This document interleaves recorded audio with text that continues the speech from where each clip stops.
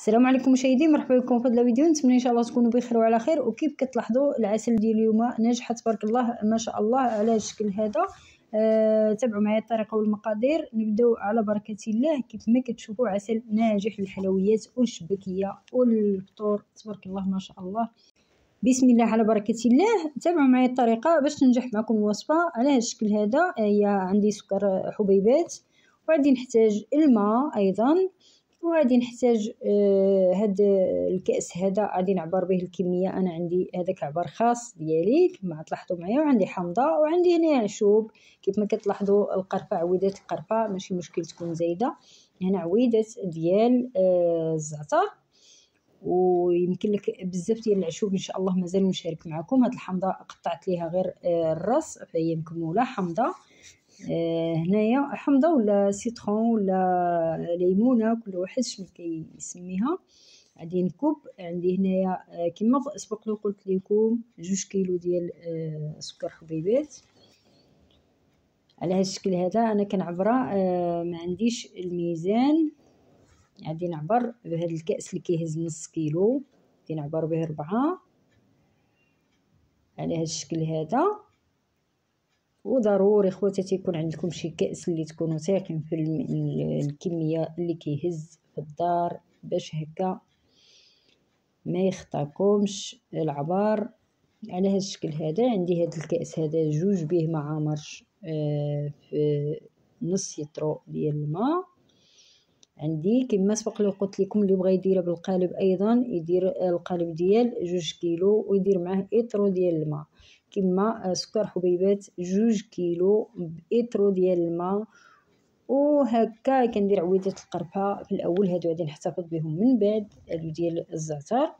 وكندير حامضه كيف ما لاحظتوا. حبيتي غير تشقيها ولا حبيتي من الاحسن تقطعيها هكا باش كيبانوا لك الاطراف واش طابوا ولا مازال، واش العسل طابت. حقاش حتى هكاك على هذا الشكل هذا خوتي غادي نغلقها ولا غادي نسد عليها، نسد طنجرة الضغط على هذا الشكل، ونحطها فوق العافيه ولا نخليها حتى تغلي الصفاره، حتى تدور الصفاره، ونحسب ليها 40 دقيقه على هذا الشكل هذا. اخواتاتي تابعوا معايا للاخير.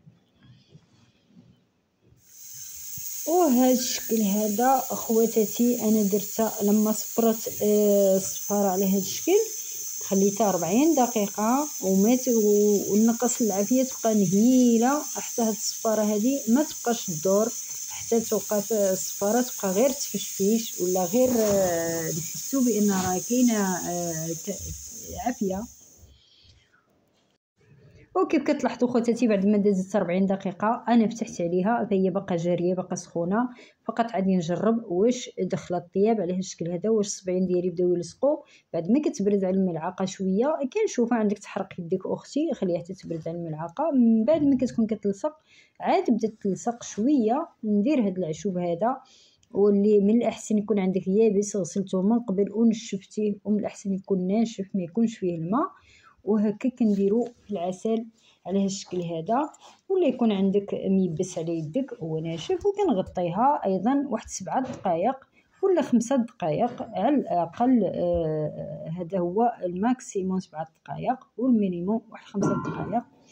وهكا بعد ما دازت هاد المده كنفتح عليها ونشوف. كيف ما كتلاحظوا تبارك الله باقا سخونه، باقا هنايا جاريه نقولوا ولا طلقه راسها سائله. وهكا كيف ما كتلاحظوا كنشوفوا هذا الحامض هذا واش تحمر على هذا الشكل هذا. الا كان تحمر لي مورسو ديال السيترون كيكون العسل تبارك الله طايبه وناجحه تبارك الله ما شاء الله. ما كانش من الاحسن نخليو عينينا ميزاننا ما نفوتوش فيها الطياب. على هذا الشكل هذا كنصفي واللي كنهز هاد العشوب هادو اللي ضروري خصنا نصفيوهم باش نخليو العسل تبرد، حقاش الا بردت عليهم كيديو حتى هما الكميه. من الاحسن نهزوهم وهي باقا سخونه على هذا الشكل هذا. كما كتلاحظوا العشوب ديالنا تبارك الله مقرملين كما كتلاحظوا فهي عسل ناجح. واللون كيف ما كتلاحظوا خواتاتي يعني ما درت فيها حتى شي حاجه غير حامضه وهاد القرفه اللي كتعطي واحد الرائحه طيبه والزعتر اللي كيعطي الفائده، وبزاف بزاف ما يتقال على الزعتر تبارك الله ما شاء الله. وهكا غادي نصفي الكميه اللي بقات لي ديال العسل كيف ما كتلاحظوا تبارك الله. هي بقات كتبرد شويه وبقات كتقصح شويه، وعلى هذا الشكل هذا مازال كيف ما لاحظتوا خواتاتي راه كميه وفيره ديال العسل اللي هي تبارك الله ما تفرقش ما بينها وبين العسل الطبيعي. الا ما كنتش كتعرف مزيان العسل الطبيعي راه نقدر نعطيها لك ما تاكليها تبارك الله على هذا الشكل هذا، وما تقولش هذه مصوبها على يدي ولا مواد اللي هي تبارك الله موجوده في السوق. وهكا خواتاتي غادي نعاود نخويها باش تشوف تبارك الله ونشارك معاك تبارك الله القوام ديالها ما شاء الله بقات كتبرد ما شاء الله. وكيف ما لاحظتوا خواتاتي عسل ناجح.